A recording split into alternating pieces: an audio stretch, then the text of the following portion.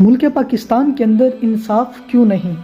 افغانستان کی ایک معصوم بچی کو اغوا کرنے والا گروہ چند گھنٹوں کے اندر گرفتار اور ہاتھ باندھ کر متاثرہ بچی کے سامنے اگر پیش کیا گیا ہے اور اسی دن اس کو سزا بھی سنائی گئی ہے، نہ وکیلوں کی فیس، نہ سالوں سال عدالتوں کے چکر، نہ مقدمات کی لمبی تاریخیں، نہ غریب خاندان پر پیسوں کا پہاڑ بوجھ، فوری اور مفت اور سرعام انصاف اور بغیر کسی ایک روپیہ خرچ کیے۔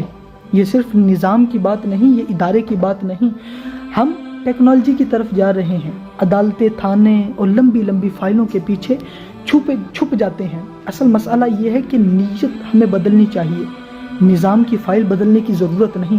اگر انصاف دینے کی سچی نیت ہو، اگر مظلوم کی آواز سننے کا جذبہ ہو، تو انصاف نہ صرف مہینوں کے اندر ہوتا ہے، نہ صرف سالوں کے اندر ہوتا ہے، بلکہ چند گھنٹوں کے اندر۔ سوچنے کی بات ہے نا، اگر افغانستان جیسا جنگ زدہ ملک اپنے شہریوں کو سستا، فوری اور مؤثر انصاف دے سکتا ہے تو ملک پاکستان کے اندر ایسا ممکن کیوں نہیں؟